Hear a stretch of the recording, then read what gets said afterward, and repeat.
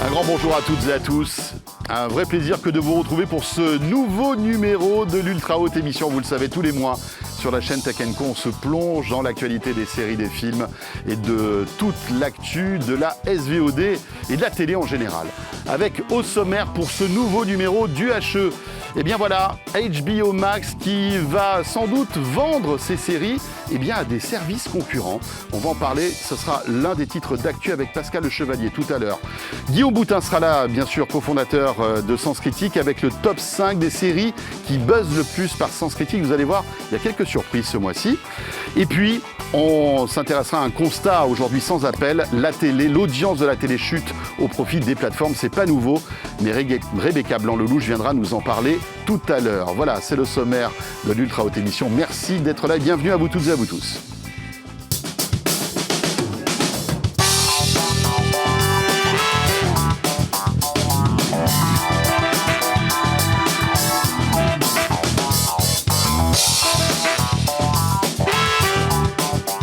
Voilà l'Ultra Haute Émission tous les mois sur la chaîne Tech & Co. Vous pouvez nous retrouver sur YouTube, bien sûr, sur les box. Tous les opérateurs, SFR, Orange, Free, Bouygues. On salue aussi tous ceux qui peuvent nous rejoindre depuis quelques temps sur Molotov aussi, puisque toute la chaîne donc, de Tech & Co est disponible sur Molotov et bien évidemment aussi sur l'appli RMC BFM Play, l'appli maison de Altis Media. Tout de suite, l'actu, et je vous présente évidemment la team du HE juste après ce petit jingle.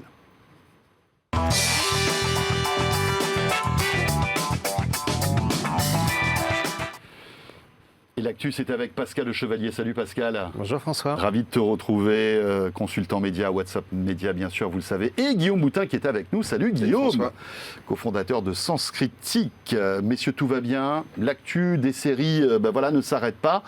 Pas mal de choses à raconter. Et puis tiens, on va découvrir un nouveau service que lance Sens Critique tout à l'heure. Tu vas nous présenter ça quasi en avant-première. Presque, voilà.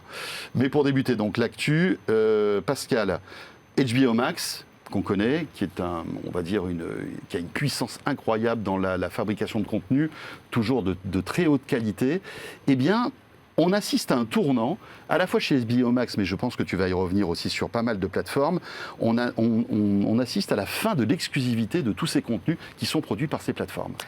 Oui, alors HBO Max a changé de nom récemment, fin mai, pour s'appeler Max, et dans le même temps, la gouvernance du groupe Warner Bros. Discovery a également changé, et dans ce cadre-là, les patrons s'interrogent justement sur la rentabilité de ces fameux services de SVOD qui à la fin coûtent très très cher, et voire toutes ces productions qui coûtent des fortunes, génèrent des pertes avec des productions qui coûtent des dizaines de millions d'euros ou de dollars par épisode. Et donc il semblerait, puisque c'était révélé par le magazine américain Deadline, que HBO serait en phase de négocier la vente d'une série qui leur était exclusive, alors qui a été diffusée, qui s'est terminée, mais ça serait le premier acte de revente à Netflix. La série s'appelle Insecure, mais les spécialistes disent qu'il y en a sans doute d'autres dans les tuyaux. Oui, c'est-à-dire que là, on met le pied dans la porte, quoi. On met alors le pied dans la porte. qu'avant, tout était bien verrouillé, c'était une porte blindée, 3 points, ça bougeait pas. Super blindé, c'était exclusivité, originalité, et mon contenu, il n'est que sur ma plateforme, et c'est ça qui fait venir les abonnés. Et puis le temps passe, les pertes s'accumulent, la concurrence est quand même en train de se stabiliser dans pas mal de pays, et donc les détenteurs de droits, en fait, les ayants droit, qui avaient pour habitude de créer plein de guichets, la télévision payante, la télévision gratuite, et ça dans tous les pays, en fait ils avaient refermé toutes ces vannes de ressources pour leur plateforme. Oui, parce qu'ils gardaient précieusement tout leur contenu comme un trésor. Et sauf que là, maintenant, ils s'aperçoivent que les garder, une fois que la diffusion est terminée, ils n'en font plus rien. Ça reste sur une étagère, et donc ils se disent qu'ils vont les recommercialiser. Là, Insecure, c'est une série qui s'est déjà terminée, je crois, en fin 202021. Et donc, apparemment, oui, donc c'est une série en plus qui commence, c'est du catalogue. Qui est du catalogue, qui est un fond de catalogue. Exactement. Guillaume, est-ce que c'est un signe de la maturité, on va dire, de tous ces services de SVOD qui petit à petit pivotent, comme on dit, pour trouver de la rentabilité en fait? Qu'est-ce que tu en penses? Je ne sais pas, parce que si on prend l'exemple de Warner, ils ont changé peut-être 3 fois de stratégie en 5 ans, si je ne dis pas de bêtises. Puisqu'au début, ils étaient ouverts, ensuite ils sont fermés, et ensuite ils se sont réouverts avec l'arrivée de Discovery. Alors c'est vrai qu'on voit aussi le deal qu'a passé Canal avec Apple, qui au final indirectement va un petit peu dans ce sens-là, puisque c'est Canal qui diffuse maintenant en exclusivité les séries Apple. Voilà. Après, est-ce que ça va pas changer dans un an ou deux ans? Parce qu'il ne faut jamais oublier quand même que le nerf de la guerre et ce qui fait la valeur des plateformes, ce sont leurs programmes. Je ne suis pas certain que les programmes stars, les gros programmes des produits par les plateformes vont aller sur d'autres plateformes. À mon avis, ce sera plutôt soit des très vieilles séries, comme le fait déjà Netflix en diffusant The Office ou Friends, par exemple, qui payent très très cher. Mais je ne les vois pas aller sur des grosses... Je ne vois pas Disney vendre ces séries Star Wars à des plateformes concurrentes. Friends n'était pas repassé sur HBO. Il est repassé de l'autre côté, comme The Office qui avait quitté Netflix pour repartir chez Universal. Par contre, ce qu'il faut savoir, c'est qu'il y a plus de 580 séries produites pour les plateformes et pour la télévision dans le monde, et en particulier aux États-Unis. Et qu'à un moment donné, une fois que la série elle est diffusée, 1, 2 ou 3 saisons, la France est juste un tout petit îlot dans le monde des médias, et donc il y a des chaînes de télévision payantes ou gratuites qui, dans le monde, peuvent être intéressées par ces catalogues-là, et donc forcément de recréer de la valeur, puisqu'encore une fois que la série est terminée sur la plateforme de SVOD, elle ne va plus attirer de nouveaux abonnés, et donc si on veut continuer à la rentabiliser, il faut la vendre. Et je pense que ça va être un côté inéluctable, ça va se produire, pas forcément sur les tops, mais Disney aujourd'hui a cramé déjà pas mal de séries sur son service Disney+. À un moment donné, ils vont bien vouloir continuer à les exploiter, et ils iront sur les marchés, comme ça s'est toujours produit. Il y a des screenings au mois de juin à Los Angeles, où les chaînes de télévision du monde entier viennent faire leur marché, et donc il y a de fortes chances qu'on retrouve des séries diffusées sur les plateformes, peut-être terminées, sur des chaînes de télévision, et peut-être même en France. C'était le cas il y a 2 ans, 3 ans pour Tchernobyl, qui avait été série Max, diffusée sur OCS à l'époque, et qui est passée ensuite à l'antenne sur M6, et qui a fait des très beaux scores d'audience d'ailleurs. Après, c'est une mini-série. Après, il y avait eu des expérimentations qui avaient été menées, rappelez-vous, par Netflix et TF1, où je crois que les 2 premiers épisodes de Marseille avaient été diffusés sur TF1. C'est ça. Mais c'était plus de l'auto-promo finalement pour Netflix, pour dire voilà la suite de la série. Mais je crois que là, en fait, l'intégralité de la série Marseille avait été diffusée, mais comme c'était une série qui n'était pas top, elle avait été diffusée après en deuxième partie de soirée. Mais on voit qu'il y avait des expérimentations qui n'existent plus d'ailleurs. Ça ne s'est plus renouvelé. Non, mais ça va dans l'autre sens par contre. Par exemple, 10% est sur Netflix. Où tu as pas mal de séries comme ça où les producteurs vont se faire financer la première fenêtre par de la télé en général gratuite. Et après, au bout de quelques mois, 3 mois, et en thérapie, je crois aussi d'ailleurs, qui est sur Netflix, si je dis pas de bêtises. Alors, ce qu'il faut aussi expliquer, c'est que la réglementation française oblige aussi les plateformes à produire, mais aussi à coproduire. Et donc, il va y avoir de plus en plus d'alliances entre des chaînes c'est-à-dire que, par et exemple, les plateformes. On peut imaginer qu'une série soit coproduite par TF1 et Netflix. Voilà, il y en a déjà eu. Au bout d'un moment, chacun aura Bazar de la Charité, je crois. Donc, forcément, on retrouve à un moment donné, alors là, c'est dans l'autre sens, diffusion en broadcast, et on la retrouve sur la plateforme. Mais elle reviendra aussi à la télévision sur une chaîne du groupe à un moment donné, c'est quasi certain. Dans l'actu aussi, c'est Netflix qui, vous le savez, a entamé sa grande mutation vers la publicité et le partage de comptes, notamment aussi, qui se réduit comme peau de chagrin. Alors moi, typiquement, je n'ai pas eu encore d'avertissement, et pourtant, alors je ne devrais pas vous le dire, mais je pense qu'il y a 2-3 trous dans la raquette dans mes comptes Netflix, mais je n'ai pas eu encore d'avertissement ou de sanctions qui sont tombées. Je ne sais pas vous, si vous avez moi, je suis très égoïste, je ne partage pas. Donc... Tu ne partages pas, d'accord, Pascal, toi non plus? Je pense que je partage légalement avec mes enfants. Tu es dans le truc. Cercle familial, on sort, on s'en sert à l'extérieur. C'est moi le pirate dans l'histoire. Merci beaucoup les gars. Mais je pense que quand tu as des enfants, tu utilises vite les 4 écrans. Oui, c'est ça. Et donc on commence à avoir quelques premiers résultat de ce partage de comptes de Netflix, en tout cas de ce resserrage de vis. Alors c'est une société d'études américaine qui suit depuis plus de 4 ans les inscriptions et les désinscriptions de Netflix avec des algorithmes, donc je pense que c'est probablement assez fiable. Et donc pour les journées du 26 et du 27 mai dernier, Netflix aurait atteint son plus fort record d'inscription à plus de 100 000 par jour suite à la mise en place du partage de comptes. Alors évidemment, entre-temps, il y a eu des résiliations, mais au global, la différence entre le solde serait positif. Le solde serait nettement positif. Alors, comme d'habitude, ce sont des sociétés d'études qui scrutent tout ce que fait Netflix. Ce ne sont pas les chiffres exacts. Ce ne sont pas les chiffres exacts. Donc que Netflix ne communique pas d'ailleurs. Que Netflix ne communique pas. Il faut attendre la publication des comptes qui aura lieu donc, pour le 2e trimestre fin juillet. Et là, à ce moment-là, on suppose que Netflix prendra la parole et donnera une indication sur justement l'efficacité du partage de comptes. Mais a priori, on avait lu plein de choses, qu'au Portugal, ils avaient perdu 1 million d'abonnés, etc.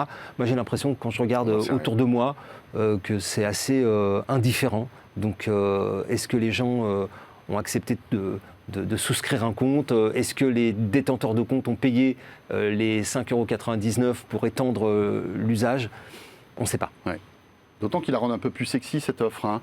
On est passé de 720p à 1080p. Oui.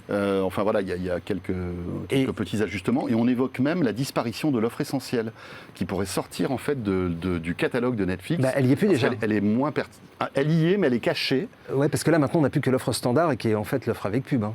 C'est devenu la standard. Parce que je crois qu'elle y est toujours. Mais bon, ça je à vérifier. Guillaume, sur ce sujet? Non, on ne sait pas grand-chose en fait sur pareil. Après, ce qui est étonnant, c'est vrai qu'on avait annoncé que ça allait être un peu une révolution et que les gens allaient brûler les bureaux de Netflix. Voilà. Première vue, en tout cas en termes de bruit. Non, mais en termes de bruit, moi j'ai pas. Une sorte d'indifférence. Il n'y a pas non. Une bronca, on va dire, contre Netflix qui s'est. Non, après, c'est possible. Moi, je serais curieux d'avoir les chiffres. Je serais possible de voir si ça n'a pas eu une influence sur le piratage, mais bon. Ouais. Peut-être. Oui. Mais voilà, c'est juste une vivement juillet pour qu'on connaisse les résultats officiels de Netflix. Dans l'actu aussi, c'est Prime Video qui est sans doute peut-être le service de SVOD le plus harmonieux et qui marche bien en plus. Alors oui, la particularité d'Amazon, c'est qu'ils font tous les métiers. Au-delà de nous vendre des courses, des bouquins, voire des DVD pour ceux qui veulent encore en acheter, ou des croquettes pour chiens, pour ceux qui ont des animaux. En fait, Amazon s'est positionné sur tous les marchés de la vidéo, c'est-à-dire la vidéo à la demande à l'acte. Voilà, le service de SVOD où tu payes. Le service de SVOD classique. Donc tu achètes ton film ou tu le loues. Prime Video en plus. Ils se sont lancés sur le live avec la diffusion d'événements sportifs. Là, je parle que de la France, je ne parle pas du reste du monde. Ligue 1 ou Roland-Garros. Donc Roland-Garros, effectivement, plus la Ligue 1. Et ils ont lancé également des initiatives où ils lancent des channels. Donc ils ont le Pass Warner qui leur permet d'avoir des offres, mais il y a également Filmo TV, Univers Ciné. Enfin, quasiment tous les indépendants. Tous les services indépendants, en fait, ont ouvert Gaumont Classique qui s'est récemment lancé. Ils en sont très contents. Et qui apparemment... Malgré je crois que c'est 50% que prend Amazon dessus, sur le prix de l'abonnement. 50%, oui, je crois. Ouais, c'est ce qui se dit. C'est ce qui se dit. Et, mais en revanche, quand même. Non, mais c'est marrant parce que ces services indépendants, qui sont souvent des boîtes françaises, ils sont partagés parce qu'ils doivent qu'il y ait quand même la moitié de leurs revenus. Mais ça leur apporte fait un pic d'abonnés assez impressionnant. Mais c'est un peu le baiser avec le diable, tu vois. C'est-à-dire que parce que maintenant, ils sont dépendants. Quelque part d'Amazon. Amazon demain peut changer ses CGV, décider de mettre en avant. 70% maintenant, décider de mettre en avant l'un ou l'autre, etc., etc. Bon, après, je pense que Amazon gère bien le truc parce qu'ils ont aussi besoin de ses offres. Et puis voilà, ça fait mais partie. tu vois, c'est vraiment c'est le Google, c'est le nouveau Google en fait. C'est le pacte. Ça peut être ou le nouveau pacte Apple faustien, aussi. Quoi. On peut faire l'analogie avec l'App Store d'Apple et les applis que tu télécharges où ils prennent. Oui, c'est vrai. Sauf que Prime aujourd'hui est présent, Amazon est présent dans le quotidien de 95% des Français, ce qui n'est pas le cas de l'Apple TV. Voilà. En fait, c'est ça leur porte d'entrée. C'est 10 millions de comptes en France, on ne sait pas exactement, 1 million de personnes qui se connectent, ou peut-être même plus tous les soirs, et donc ils sont exposés à Prime Video, et donc ils peuvent aller faire leur marché sur de la vente à l'acte, sur de la location, sur de la SVOD, sur des chaînes. Ce qui est intéressant là-dessus, c'est que moi je vois bien le switch entre la SVOD et la TVOD. C'est-à-dire que tu vas sur Prime, tu cherches ton film pour savoir s'il est dispo en SVOD, il ne l'est pas, il est en VOD à l'acte, donc 4 €. Et en plus, c'est vraiment un clic. Oui, c'est un clic. Tu sais, c'est le fameux one click d'Amazon qui fait qu'en 2 secondes, tu n'as même pour l'abonnement. Même pas de message de confirmation, de code à mettre, etc. Et voilà, c'est ce que fait aussi Canal, puisque Canal promeut Canal VOD au sein de l'écosystème MyCanal. Mais oui, non, c'est très malin, c'est sûr. Voilà. Alors justement, Amazon, qui aujourd'hui est soumis à la réglementation française, et donc a des obligations d'investissement, et donc ils ont présenté leur line-up à venir avec 9 productions originales, des séries, des documentaires, le retour de Popstar. Donc là aussi, on se rapproche encore de la télévision, du live d'un côté, du divertissement, du flux derrière. Et puis, gros événement, alors on ne sait pas ce que ça donnera, mais en tous les cas, le nouveau film de Zendaya, Challengers, qui sortira aux États-Unis en salle, mais qui ne peut pas sortir en France, compte tenu de la réglementation, sera mis directement en ligne sur la plateforme. Donc voilà, on voit aussi que ces acteurs-là occupent une place de plus en plus importante. Et d'ailleurs, ça fait réagir les régies publicitaires. Enfin voilà. tout le secteur est en ébullition parce que Amazon est véritablement un bulldozer. Et quand on le compare, par exemple, à Netflix, qui est vraiment dans sa position de SVOdiste pur et dur, Amazon... en mettant ses œufs un peu partout dans les perspectives de croissance. C'est presque plus dangereux. Voilà. Et on murmure aussi que Prime Video pourrait lancer une offre avec publicité aussi. Je sais pas si vous avez entendu ça. C'est dans les tuyaux aussi. C'est dans les tuyaux aussi. Oui. Bah, tout le monde le fait, donc je pense qu'ils vont... Ils le feront. Mais c'est un peu différent chez Prime, c'est que Prime, en général, tu fais partie, tu sais, de ce bouquet de services que tu payes tous les ans, qui est à 100 €, je crois, enfin je sais plus combien, mais tu as la livraison rapide, etc., etc. Donc c'est un peu différent que Netflix, tu achètes un bouquet de services. Donc là, en fait, ils isoleraient Prime Video que pour ceux qui veulent Prime Video, avec une offre de publicité, quoi, en fait. Et voir un peu ce que ça donne. Et d'ailleurs, il y a des actions qui commencent à être entreprises aux États-Unis d'un point de vue juridique sur la légitimité de ce fameux abonnement Prime. Mais ça, aux États-Unis, comme ils aiment bien les class action, on va les laisser. Voilà. On va les laisser faire. Ça va prendre quelques années, je pense. Le chiffre du mois, mon cher Pascal. Alors oui, on est à 500 millions moins 1 million. Voilà, exactement. Donc ça, c'est la rémunération du boss de Warner, enfin de Discovery, David Zaslav, qui a encaissé entre 2018 et 2022 cette fabuleuse somme d'argent, qui est de quasiment 500 millions de dollars. Donc là aussi, les Américains aiment bien faire les classements. Donc ils ont publié la liste des Américains qui gagnaient le plus sur le marché de la SVOD. Alors d'un autre côté, Discovery était extrêmement bénéficiaire. Warner, c'est un peu plus compliqué. Non, c'est juste pour dire qu'on atteint des sommes qui sont monumentales, hallucinantes, dans un marché quand même qui s'est largement tendu. Et donc le retour à la raison devrait pas tarder à arriver. Là, c'est un peu trop quand même, non? C'est pas mal. Enfin, il a bien négocié, le gars. Hein, ou ses avocats ont bien négocié. Après, c'était quand même un des plus gros rachats dans l'entertainment. Il y a eu Disney, Fox. AT&T qui a vendu Warner et qui n'était pas en bonne forme. Bien sûr. Voilà. C'est un très très gros deal. Mais comme quoi la SVOD, ça paye. Voilà pour l'actu sélectionnée par Pascal Le Chevalier. L'actu n'est pas terminée puisque, en fait, une nouveauté du côté de chez Sens Critique. Guillaume, alors Sens Critique, on rappelle, site communautaire ou des centaines de plateformes, où plateforme. Tout le monde peut venir donner son avis à travers... Surtout les biens culturels. Films, livres, séries, jeux vidéo, BD, musique. C'est surtout les films et les séries qui vont driver, on va dire, l'activité. Et n'importe qui peut se créer un compte, donner une note, qui va être l'action basique. C'est ça. Pour les plus courageux ou les plus talentueux, écrire des critiques. Et ensuite, se constituer des listes, créer des tops, etc. En gros, c'est une plateforme qui permet d'organiser sa vie culturelle avec ce qu'on a vu, ce qu'on souhaite voir, ce qu'on veut partager avec ses potes, etc. etc. Et on va dire une communauté assez quali, on va dire. C'est une communauté qui est assez exigeante, qui aime bien les grands réalisateurs, qui aime bien, aussi les choses qui peuvent sortir un petit peu du lot et qui n'aiment pas trop les choses trop mainstream, on va dire. Oui, vous êtes un peu le Télérama du web. Ouais, c'est ça. C'est un peu ça. Un plus jeune, mais oui, c'est ça. Télé sans Rama. Télé sans Rama. Mais bon, c'est intéressant. Enfin, franchement, moi, je consulte beaucoup Sens Critique. Alors, ce qui est intéressant, c'est que là, vous sortez une nouvelle fonction qui est en fait une espèce d'add-on sur le navigateur. Une extension. Parce qu'en fait, pour reprendre un petit peu la genèse, il y a un truc qui est très important chez Sens Critique, qui est pour nous une obsession, c'est la fiabilité de notre note moyenne. Il faut savoir que la note moyenne qui va être affichée sur un bien chez nous n'est pas juste une bête moyenne arithmétique où tu vas additionner les notes et diviser par le nombre de personnes qu'on notait. C'est une note algorithmique qui va tenir compte de différents paramètres pour éviter d'être influencé par des biais, par ce qu'on appelle, le terme exact, c'est le review bombing, je ne connais pas son équivalent en français, où parfois on va avoir des communautés, peu importe d'où elles viennent, qui vont venir comme ça faire des attaques, entre guillemets, sur des sites de notation. Des hackers de la vidéo. Que ce soit nous ou d'autres, voilà. Et puis, alors soit ils adorent, ils vont tous mettre des 10, soit ils détestent, ils vont tous mettre des 1. Et ce type de comportement peut créer, va tout simplement altérer en fait la fiabilité de la note. C'est ce qui s'est passé récemment. Il y a eu deux phénomènes récemment qui sont assez intéressants. Il y a eu le film Vaincre ou mourir, qui était un film, donc je ne porterai aucun jugement dessus, mais qui soutenait certaines thèses de la guerre de Vendée, etc. Enfin, globalement, qui se rapproche des thèses de la droite, un petit peu, machin. Mm-hmm. Et sur tous les sites de notation, on a eu des raids comme ça de c'est-à-dire qu'il y a des gens qui n'avaient même peut-être pas vu le film, et qui étaient là d'une communauté pour le voter, et donc gonfler la note, on va dire. Exactement. Et nous, ça, tu le détectes. Tout à fait. C'est-à-dire que si on regarde, en prenant les personnes qui ont noté ce film chez nous, la moyenne était de 6, si on faisait une moyenne purement arithmétique. Une bonne moyenne. qui ont fait un film pas mal. Ouais. 6, oui, ça commençait bien. Avec nos algos, le film termine à 4,2, ce qui est vraisemblablement plutôt... Oui. En tout cas, ça témoigne de la qualité C'est ça. du film. D'accord. Et c'est vrai qu'à l'inverse d'autres sites, que je ne vais pas forcément citer, mais nous, là-dessus, on est assez précautionneux. Et jusqu'à maintenant, on n'a jamais eu de problème. Il y a eu le même sur La Petite Sirène. La Petite Sirène, où là, pareil, les anti-wokistes se sont énervés parce que La Petite Sirène est incarnée par une jeune femme de couleur noire, ou métisse, bref.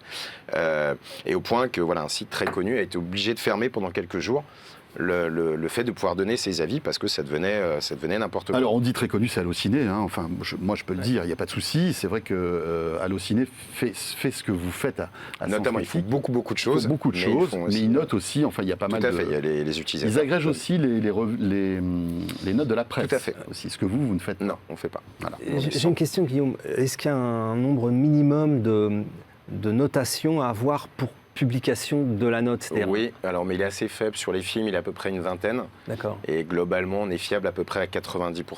Okay. Parce qu'on tient compte aussi de certains utilisateurs, enfin bref, c'est tout un truc. Mais justement, cette note, on en est très très fiers. Et on sait qu'aujourd'hui, c'est un très bon indicateur pour choisir un film et une série. Bien sûr. Le problème, c'est ce que nous disaient tous nos utilisateurs. Donc nos utilisateurs, le soir, ils sont devant Netflix, ils regardent un film, ils switchent sur Sens Critique, ils regardent un film, etc. Et c'était pas pratique. Et donc, on a décidé de créer ce qu'on appelle une extension. Alors, petite parenthèse, qu'est-ce que c'est une extension ? C'est un petit add-on qu'on ajoute sur le navigateur de son ordinateur, un petit peu comme les adblocks ou les outils de traduction, par exemple, qui permet en fait de passer une surcouche sur le site qu'on visite. Et donc là, grâce à cette extension qu'on va télécharger dans les stores, on va retrouver directement sur ces plateformes c'est top. La note Sens Critique à côté de la recommandation des plateformes. Parce que c'est vrai qu'il y a aussi un autre problème, je vais prendre mon cas personnel. Moi, Netflix, à chaque fois que je vais sur un film ou une série... C'est jamais ce que tu veux. Non, c'est pas ça, c'est que c'est toujours recommandé à plus de 90%. Oui. C'est-à-dire que même Emily in Paris, tu vois, qui est pas, et j'ai rien contre, mais qui est moi pas du tout ma cam, moi, il est recommandé à 98%. Et donc, on s'est dit que... Ce qui est assez logique en soi, puisque c'est une série qui fait beaucoup d'audience. Oui, mais si tu regardes ce que j'ai regardé, non. Oui, voilà, c'est ça. Oui, mais c'est là où, si tu veux, les algos de recommandation, on ne croit pas du tout. Moi, je pense que ça sert absolument à rien, si ce n'est de faire un petit peu de promo et de pousser certains trucs. Donc, nous, on a voulu remettre un petit peu d'intégrité, en fait, dans cet univers. L'intégrité, selon Sens Critique, ça n'engage que les utilisateurs de Sens Critique. Et l'intérêt, c'est donc, d'une part, quand on va consulter des œuvres, on va retrouver la note Sens Critique. Mais sur Netflix et Prime, on a même accès sur les pages d'accueil. Ce qui fait que quand vous arrivez avec un petit code couleur, vous voyez les pastilles vertes, vous savez que c'est des bons films. Les pastilles jaunes, c'est pas mal. Et les pastilles rouges, soit vous êtes fan du réalisateur, soit vous avez du temps à perdre. Et voilà. Et ce qui fait que rapidement, comme ça, on peut faire son choix. Et voilà, on ne le fait pas sur Disney. Disney, on l'a que sur les fiches des produits. On les a pas sur les walls des œuvres, pour des raisons techniques que j'expliquerai pas. Et voilà, et donc c'est devenu un... Alors c'est une extension qu'on peut télécharger sur Chrome ou sous Firefox. Et Firefox, c'est ça. Mais ça marche que sur Safari. Et ça marche que sur PC. Oui. Parce que tu ne peux pas intégrer en fait cette note sur les autres plateformes, que ce soit Apple TV, que ce soit les téléconnectés, etc., etc. Ni sur les applications mobiles, puisque donc le web est un monde totalement ouvert où tous les services peuvent discuter entre eux quasiment sans restriction. Les applications, on ne peut pas, ou alors c'est extrêmement compliqué et c'est même juridiquement pas forcément possible, pouvoir agréger comme ça et aller dans les apps des télés connectées. Et en plus, il y a un truc qui est important, c'est que nous, parce qu'on nous a beaucoup posé la question, oui, vous avez parce que donc nos utilisateurs l'utilisent pas mal et l'aiment beaucoup, vous avez des accords avec les plateformes? Absolument pas, on n'en veut surtout pas. On fait ça de manière totalement indépendante, sans l'accord ni l'avis même des plateformes. Guillaume, juste un mot, parce que c'est vrai que les extensions en général pompent pas mal de données des utilisateurs. Zéro. Chez nous. Ça, c'est important. Oui, alors ça ne pompe absolument aucune donnée. Ça ne fait que afficher la note. On réfléchit, parce que des utilisateurs nous l'ont suggéré, mais là aussi, ça va passer par des développements techniques, à intégrer un service personnalisé, parce qu'une des fonctionnalités de Sens Critique, c'est aussi de mettre de côté les films et les séries qu'on a envie de voir. Tu me parles d'une série, je veux la mettre de côté, boum, je l'ajoute dans mes envies. Sinon, je vais oublier parce qu'évidemment, j'ai autre chose à penser. Et bien demain, tu pourras retrouver directement le petit macaron qui dit tiens, ça là, tu l'avais noté et tu vas pouvoir la regarder. Top. Exactement, voilà. À tester donc. Merci beaucoup Guillaume. Pascal, dans un instant, on va jeter un œil sur le top 5 des séries de Sens Critique. Il parle beaucoup Guillaume aujourd'hui. Hein Allez, c'est parti.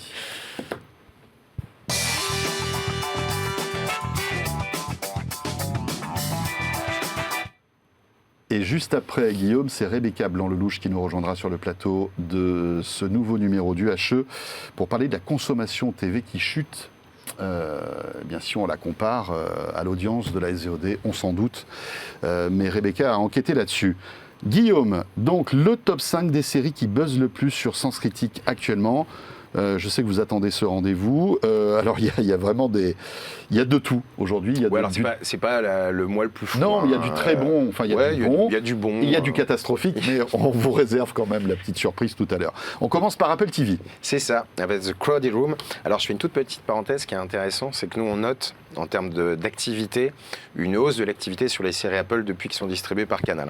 Ouais, après, j'ai pas le chiffre, mais en tout cas, ça se traduit chez nous. L'exposition. C'est totalement logique, puisque quand on est sur l'application MyCanal, les séries sont proposées au même poussées rang, gratuitement. Elles sont poussées. Voilà, donc on clique. Enfin voilà, c'est pour le coup. Ça marche bien en audience. Plutôt logique. Exactement, et ça marche bien donc pour cette première série, The Crowded Room, disponible depuis le 9 juin sur Apple TV+, diffusée en linéaire. Donc pour l'instant, on n'en est qu'à 5 épisodes, mais je vous en parle quand même parce que donc c'est la nouvelle série d'Apple. C'est un très beau duo, Tom Holland d'un côté et Amanda Seyfried qu'on avait vu dans The Dropout. Tom Holland qui est méconnaissable d'ailleurs avec sa coupe de cheveux. Ouais, parce qu'il a un rôle très très particulier. Alors c'est vraiment une série à spoil, donc je ne vais pas vous en dire grand-chose, si ce n'est que la série débute avec un jeune homme, donc Danny, interprété par Tom Holland, qui se fait arrêter à la suite d'une fusillade qui a l'air assez hard, mais bon, on ne comprend pas très très bien. Il se fait arrêter.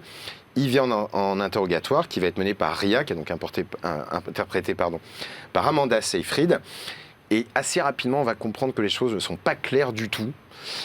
Et je ne vais pas vous en dire plus, je vais juste vous dire un petit élément qui va peut-être aiguiser la curiosité des gens, que c'est inspiré d'une histoire vraie, et c'est inspiré du personnage qui a inspiré le film Split de Night Shyamalan, pour ceux qui ont vu le film. Je vous en dis pas plus.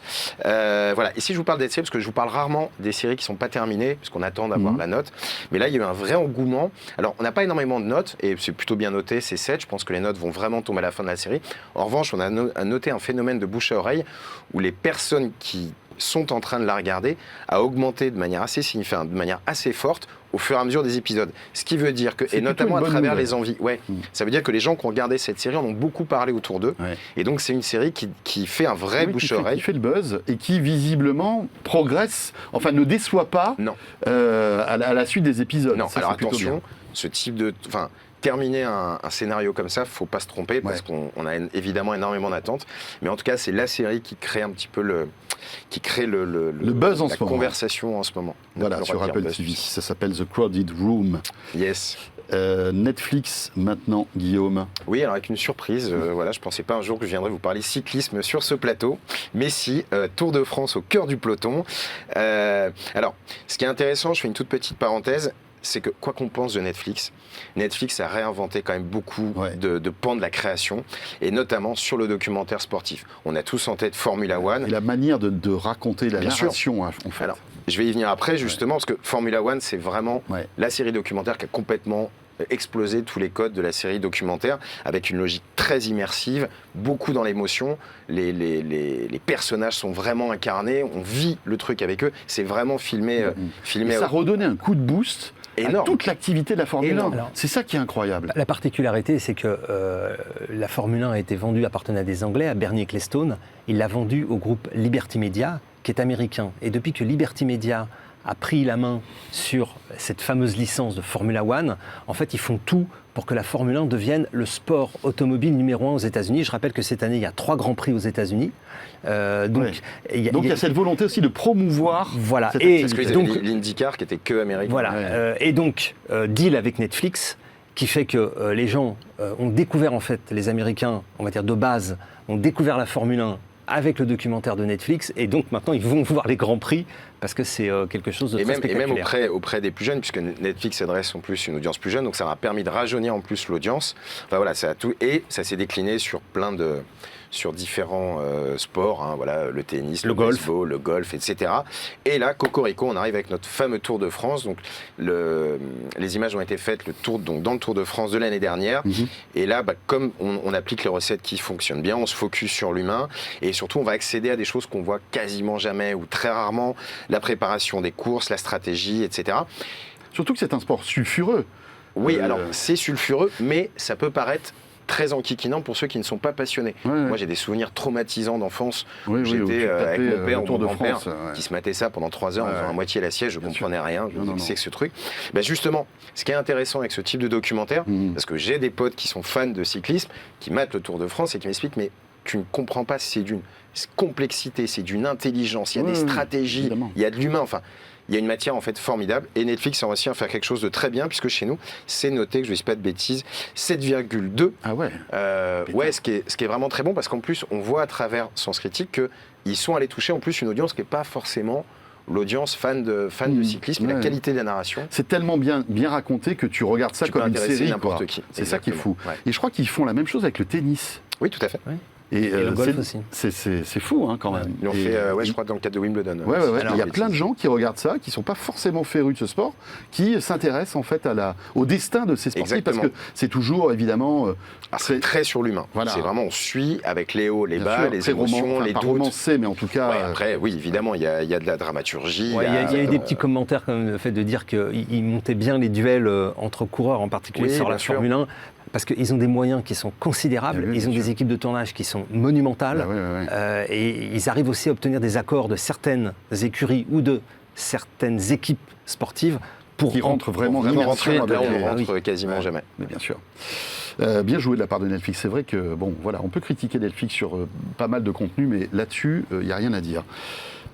Toujours Netflix, La traque dans le sang. Tout à fait, une petite pépite coréenne, parce que c'est vrai que les Coréens, il y a un genre dans lequel ils excellent, c'est le polar, violent, hard, dur. On a l'exemple de Old Boy, alors pas mal, sec, exactement, ça fait mal.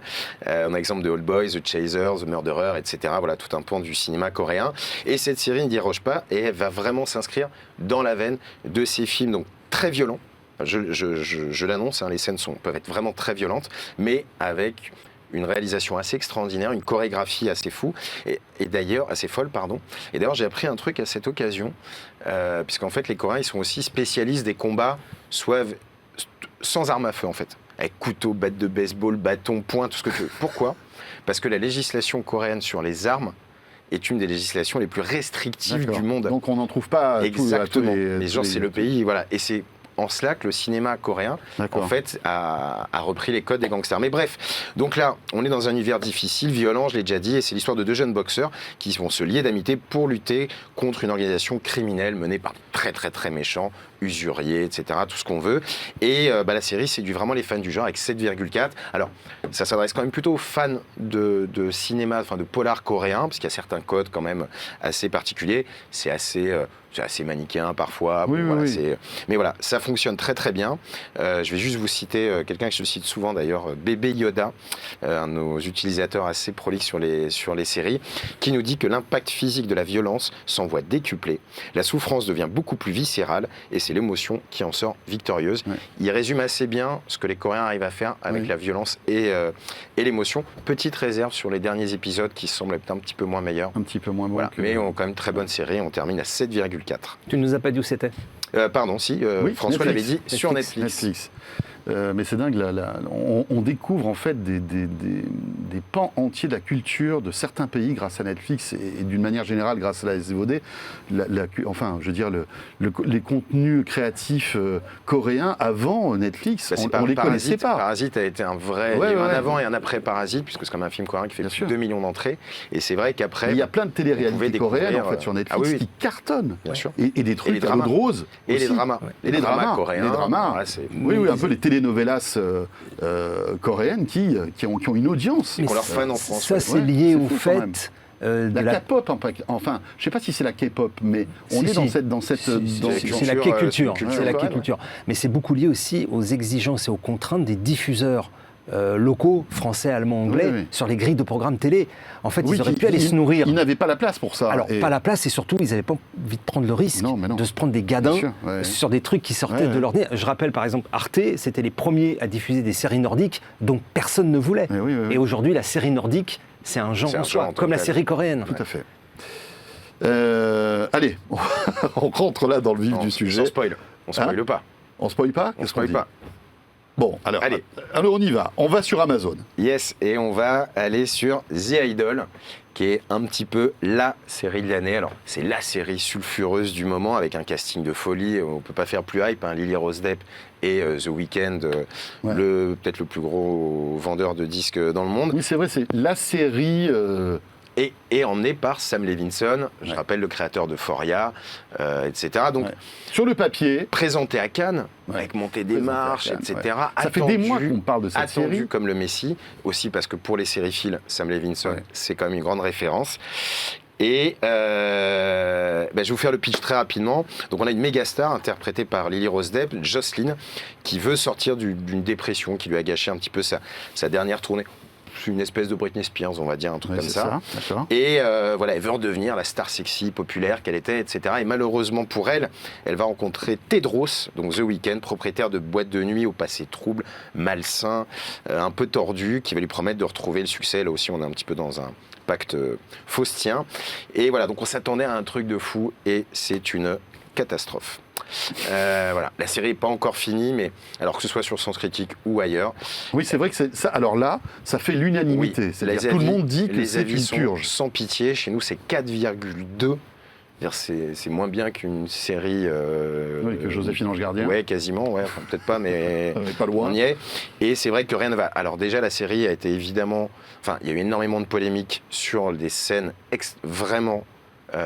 Assez malsaine d'un point de vue sexuel, où Lily Rose Depp est amenée à faire des choses où on est à la limite de la pornographie. Et même les défenseurs de Sam Levinson, et même, on va dire que l'audience de Sens Critique, c'est pas le Puy du Fou ou Valeurs Actuelles, donc c'est pas des gens qui sont très choqués. Tout le monde en fait est assez choqué parce qu'apparemment c'est gratuit en fait. On sait pas très bien où ça mène. Le scénario, il se perd.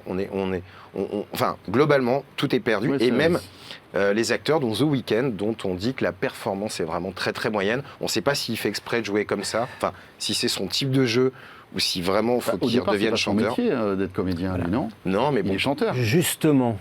C'est bien un peu le problème qu'on est en train de rencontrer en ce moment sur ce mélange. Est-ce qu'il suffit d'avoir un nom pour être un grand acteur ou une grande actrice ? Est-ce qu'il suffit de faire des millions de ventes d'albums ?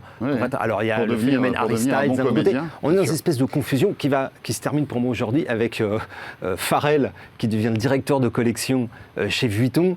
Et voilà, il y a une espèce de confusion des genres où c'est du branding à mort. Il se trouve que Lily Rose Depp, en tant que personne, elle a un nom qui fait vendre. Mais après, derrière... C'est une icône. Oui. Mais encore Lily Rose Depp, je ne pense pas que ce soit une mauvaise comédienne. Pour l'instant, elle n'a pas eu de très grand rôle. Voilà. Mais je porte aucun jugement, mais elle n'a pas eu de rôle. Elle est critiquée dans cette série pour son moins jeu que The Weeknd. Ouais, moins que The Weeknd. On va arrêter là parce que c'est pas beaucoup mieux. C'est pas beaucoup mieux. Mais bon. C'est bizarre parce que je pense que ça a dû coûter une blinde à Amazon. Ouais, alors il y a un indice quand même, c'est qu'au départ, c'était pas Sam Levinson qui faisait la série. Au départ, c'était une créatrice, une femme dont j'ai oublié le nom. D'accord. Et il est probable que ses intentions premières aient un petit peu dévié. Voilà, parce que ce qui est marrant avec Sam Levinson, c'est que ce côté très sexuel qui peut être parfois choquant qu'on retrouve dans Euphoria. Dans Euphoria, alors, c'est toujours justifié. Ça choquait les ligues de vertu, mais globalement, ça a apporté vraiment quelque chose. Je peux adresser une petite pique à Hollywood. Il n'y a pas très longtemps, alors il y a peut-être 2-3 ans, les grands producteurs hollywoodiens disaient maintenant, si on veut faire des entrées salles et si on veut avoir du monde sur les plateformes, il faut aller choisir des gens qui ont des millions de followers sur les réseaux sociaux. On les met dans nos films et ça marche. Et ça marchera parce que les jeunes vont suivre. Ouais, c'est pas toujours le cas. C'est pas toujours le cas. Alors, tu peux faire ça peut-être avec des séries bateaux, mais là, tu vas sur une série quand même qui est assez pointue. Enfin, je veux dire, tu vas pas. Faut être un petit peu branché série pour la mater. Ça se regarde pas comme ça. Dernière série, là on revient en France avec une bonne surprise. Oui, tout à fait. Abyss, diffusé sur France TV. Alors c'est notable parce que c'est assez rare chez nous que les séries diffusées sur les chaînes hertziennes remontent dans nos algos, mais là c'est le cas, donc ça fait plaisir de voir le service public. Arte peut-être. Oui, Arte qui est celle qui remonte le plus souvent, et parfois un peu France Télé. On a eu TF1 2 fois avec HPI et Vortex. Non, Vortex c'était France Télé. Non, c'était TF1. Ouais, ça. Bref, là ce qui est intéressant aussi, c'est que c'est vraiment une série européenne avec un casting vraiment de tous les pays. C'est une production France, Italie, Angleterre, Allemagne, etc. Le créateur est allemand, enfin bref. Voilà, la France est représentée dignement par Cécile de France qui joue le rôle d'une scientifique.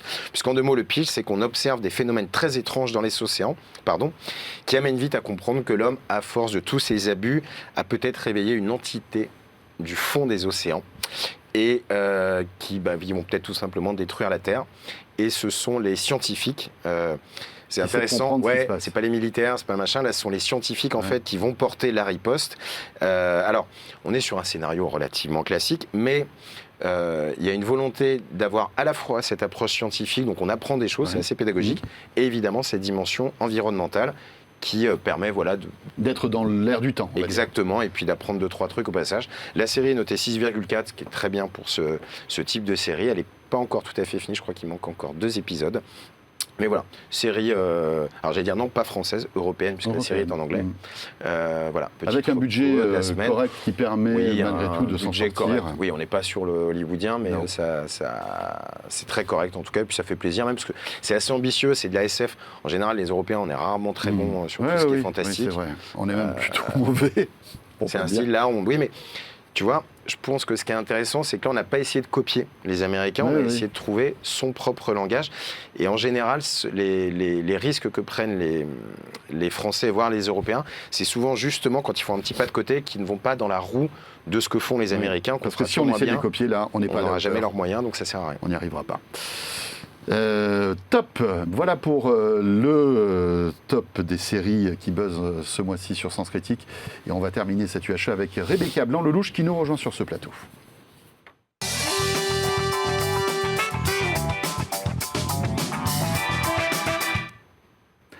Voilà, pour terminer cette UHE, Rebecca Blanc-Lelouch nous a rejoint sur ce plateau. Salut Rebecca. Salut François. Pour sa deuxième dans UHE. Et ouais, elle commence à s'installer, Rebecca, tant mieux.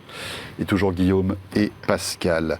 Rebecca, tu voulais nous parler de la consommation de la télé. C'est vrai que cette consommation est bouleversée par évidemment tous les services de SVOD. Et aujourd'hui, on commence à avoir un constat et des chiffres qui sont très évocateurs, on va dire.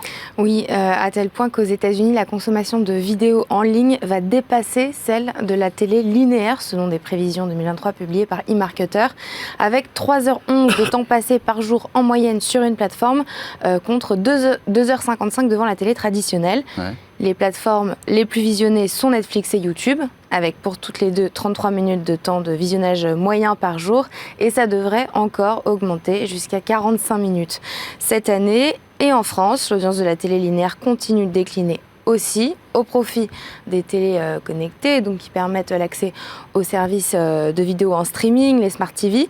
En 2022, les Français ont regardé la télé 32 minutes de moins qu'en 2020, et c'est pas près d'aller en s'améliorant pour la télé traditionnelle, parce que si on regarde la différence entre les jeunes et les personnes âgées, la consommation des jeunes et des personnes âgées, des plus vieux plutôt. Alors on fait partie des personnes âgées. Justement, c'est ce que... Je vous le dis.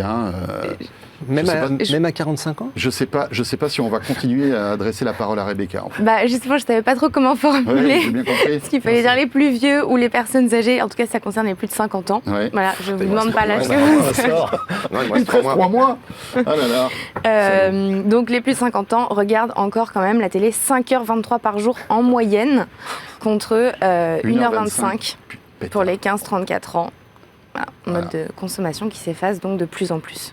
Mais alors, messieurs, est-ce qu'il faut, messieurs, dames, Rebecca, est-ce qu'il faut se dire que finalement, petit à petit, la télé traditionnelle, la télé, on va dire, linéaire que l'on connaît, va disparaître ? Parce qu'on sent qu'elle est un peu étouffée, finalement, par tous ces services de SVOD. Et au bout d'un moment, le modèle économique de la télé traditionnelle va s'effondrer parce qu'il y aura moins d'audience, il y aura moins de pubs. Non, ton audience, tu l'as ailleurs. Aujourd'hui, en fait, il faut voir les... Enfin, ça ne veut plus rien dire une chaîne de télé, en fait. TF1, c'est pas une chaîne de télé, c'est un diffuseur de contenu qui va diffuser, donc, principalement via son antenne TF1, mais qui va diffuser en replay, qui va diffuser en YouTube, qui va diffuser sur TikTok. Tu vois, c'est marrant, quand je suis venu ce matin, je voyais dans le hall du bâtiment, voilà, et je voyais les stories TikTok faites par BFM, qui sont des petites stories d'actualité. Aujourd'hui, tous les médias qui ont compris, globalement, ils ont compris que la télé est un canal de diffusion, mais qu'aujourd'hui, ils sont multicanaux, et tu peux te rémunérer aujourd'hui sur YouTube, sur Facebook, etc. Peut-être moins qu'en télé, mais tu sais, ok, mais par contre, je pense que tu adresses plus de monde. Je prenais l'anecdote hier, il y avait la conférence de presse de Canal, Click TV, fait plus d'audience aujourd'hui. Fait plus d'audience aujourd'hui sur YouTube qu'en linéaire. C'est plus de 500 millions de vues en 2022, la Click sur YouTube. Voilà. Mais quel est le modèle économique après tout ça? Enfin, excuse-moi, Non, vas-y. Je m'interroge, je me pose juste la question de savoir si le direct va pas, pour le coup, pérenniser l'audience qui se réunit à un moment T, pour la Coupe du Monde par exemple, Évidemment. des élections présidentielles. Oui, ou la finale de The Voice peut-être. Ouais. Enfin, je veux dire, des moments importants où le direct est une nécessité. Mais Pour tu le l'as, linéaire. oui, mais tu l'as aussi en social. Si tu prends l'exemple Le de JT, par exemple. Non, mais regarde Brut. Regarde Brut qui va suivre les manifestations en live, qui va suivre des événements, filmés avec le téléphone, etc., qui va faire 4 heures de direct. Notamment, ils ont beaucoup suivi les gilets jaunes et les retraites. Bah voilà, aujourd'hui, Brut, enfin... Je pense que plus ça va aller, plus les canaux vont se multiplier, que ça ne voudra plus rien dire de dire est-ce que tu es un site web, est-ce que tu es un média social, est-ce que tu es une chaîne de télé. Sauf que le modèle économique, Guillaume, enfin peut-être que je me trompe, n'est pas tout à fait le même. Aujourd'hui, Netflix, tu payes pour avoir Netflix. TF1, alors ils ont des modèles payants, mais c'est vraiment à la Là, marge. moi, je te parlais des Tu payes plateformes. TF1. Ouais, mais je te parle des plateformes, moi, des réseaux sociaux. Je parle de YouTube, TikTok, Facebook, Oui, etc. mais ça rapporte de l'argent ces trucs-là, parce qu'il y a de la pub. Mais est-ce que ça rapporte assez d'argent Non. pour pérenniser Mais ça coûte le moins modèle cher, broadcast? Ça coûte beaucoup moins cher de produire aussi un petit format 1 minute sur TikTok que de produire les JT ici. Je pense qu'il faut être... Alors, rappelons que toi, tu as une expérience dans ce domaine-là, puisque tu as travaillé longtemps chez TF1, hein, Pascal? Ouais, faut être très mesuré, parce que je rappelle aujourd'hui, par exemple, que la grille de TF1, c'est 950 millions d'euros à peu près par an. C'est à peu près stable depuis 15 ans. Donc, on va dire, grosso modo, 1 milliard. Et derrière, la Oui, chaîne... sauf qu'en 15 ans, il y a eu... L'audience est quasiment été divisée par deux. La valeur de l'argent n'est pas la même. Exactement. Enfin, Mais surtout, le accessoirement, problème, c'est la publicité. Et aujourd'hui, les chaînes de télévision vendent de la publicité sur un indicateur qui s'appelle le GRP, le point GRP, on ne va pas rentrer dans le détail. Et de l'autre côté, Internet vend de la publicité au coût pour 1000. Et donc, à un moment donné, les chaînes, plus elles vont mettre des contenus sur Internet et retrouvent les jeunes qui n'ont plus à l'antenne, ils ont un problème de valorisation. Et donc, il y a un vrai souci de modèle économique. Et le sujet est quand même très, très critique, puisqu'aujourd'hui, par exemple, les instituts de sondage, de mesure comme Médiamétrie regardent comment on peut arriver à une mesure unifiée pour justement faire en sorte qu'on ait un socle audiovisuel complet et représentatif du comportement du consommateur.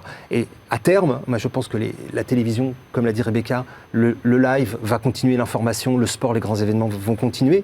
Par contre, la télévision, pour tout ce qui est production, fiction, film, etc., va simplement devenir quelque part la plateforme de promotion de ce qui va se passer ailleurs. C'est-à-dire qu'en fait, aujourd'hui, même les films de cinéma, même les séries, en fait, on va plus les regarder en replay qu'en diff linéaire, qui va continuer d'attirer un pourcentage de la population. Mais le risque, c'est quel modèle économique?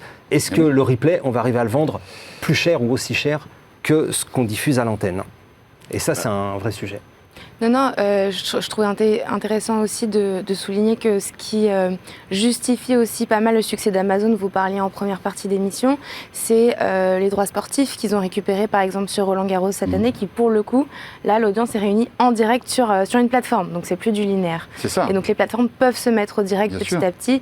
Netflix, je crois qu'il prévoit pour l'automne prochain de diffuser en direct la Coupe de golf, je m'y connais pas assez, mais... Oui, et ça sera l'un des tout premiers rendez-vous en direct sur Netflix qui a toujours été contre des événements, on va dire, broadcastés en quelque sorte. Mais qui vous dit que demain Netflix ne va pas créer une chaîne d'infos? Enfin, je veux dire, tout est possible finalement. Je veux dire, ou Amazon. C'est ça qui est intéressant. Et à ce propos, l'Union des annonceurs vient de faire une déclaration il n'y a pas très longtemps dans la presse professionnelle en disant attention, toutes les plateformes qui commencent à diffuser du sport et qui vendent de la pub doivent rentrer dans la contrainte de mesure de l'audience de Médiamétrie pour que les annonceurs puissent savoir comment ils investissent leur argent avec des règles très strictes. Ouais, alors. Et ça, c'est des chantiers ouverts et qui sont pour l'instant pas résolus. Ouais, mais c'est assez étonnant parce qu'au final, aujourd'hui, tes audiences, je rappelle que les audiences télé sont des audiences qui sont faites via un panel, super fiable. 11 000 personnes. Voilà. Aujourd'hui, tes audiences, et je parle notamment des réseaux sociaux, que ce soit Facebook, TikTok, etc., quand tu dépenses 1 euro, tu sais exactement combien... Non, mais c'est très important. Oui, C'est-à-dire que Médiamétrie sont des estimations tout à fait. que tu as en plus le lendemain à 9h, etc. Quand tu fais de la pub aujourd'hui sur les réseaux sociaux, sur tes contenus, ton ROI, tu sais exactement, l'annonceur sait exactement qu'il a diffusé 432 222 vidéos qui ont été vues tant de temps, etc. Ce que tu n'as pas en télé. Et ce qui est intéressant aussi d'ailleurs, j'ai entendu, tu parlais du GRP, on dit que peut-être c'est la fin du GRP et que la télé va adopter le système du CPM, le CPM, qui est l'agrégat d'achat, on va dire, pour acheter le coût pour 1000. Mais c'est plus le même modèle économique. Oui, mais alors après, un dernier point là-dessus, c'est normal. Aujourd'hui, quand tu as une industrie qui est bouleversée, une industrie qui se transforme, tu as toujours un moment où il va falloir que les économies se réajustent. C'est un peu comme la fin du disque. Quand Spotify est arrivé, on a tous dit, voilà, les artistes ils vont être ruinés, etc. Que dalle. Ils gagnent beaucoup moins d'argent aujourd'hui, effectivement, en vendant leurs morceaux. Le modèle économique s'est complètement réajusté et aujourd'hui, les concerts deviennent la source de revenus. Beaucoup plus, et c'est pour ça qu'il y a beaucoup plus de concerts, beaucoup plus de festivals qu'à l'époque. Donc à un moment, il faudra juste que le système se réajuste. Mais bon, ceux qui ont compris, à mon avis, seront les grands gagnants de ce truc-là. Eh bien voilà, ce sera le mot de la fin. Merci beaucoup Rebecca. Merci à d'être toi. passée dans UHE. On te retrouve très vite, bien sûr. Merci à Pascal Le Chevalier, Merci. Consultant et spécialiste de tous ces sujets. Et merci à Guillaume Boutin, donc cofondateur de Sens Critique. Cette UHE est terminée. On se retrouvera pour un nouveau numéro de l'Ultra Haute Émission très très vite. Portez-vous bien et n'hésitez pas à nous regarder en replay. Justement, on l'évoquait. On est sur YouTube aussi, sur l'appli RMC BFM Play et un peu partout. À très vite.